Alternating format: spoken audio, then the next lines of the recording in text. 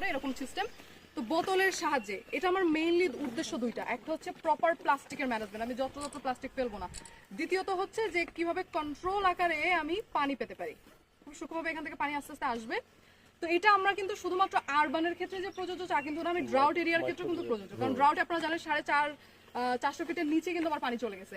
তো সেখানেও আমাদের কমিউনিটির মানুষজন যে আস্তে আস্তে পানি আসবে, খুব স্লো করে দেওয়া হয়েছে।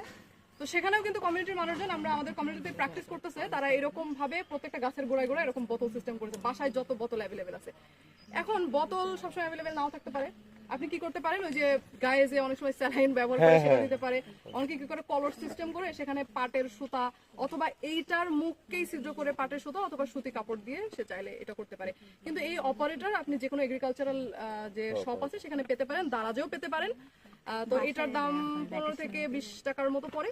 তো এরকম করে আপনি চাইলে আপনার বাসায়, মনে করেন আপনি বেলকনিতে বা আপনি রুফটপে কিছু গার্ডেনিং করলেন, বাসায় গেলেন, দাদু বাসায় গেলেন 7 দিনের জন্য 8 দিনের জন্য, সেক্ষেত্রে কিন্তু আপনি এটা করতে পারেন। এবং এইটাতে যদি খুব স্লোলি পানি পড়ে তাহলে এই টাইপের বোতল প্রায় 2 দিন পর্যন্ত পানি সাপ্লাই দিতে পসিবল।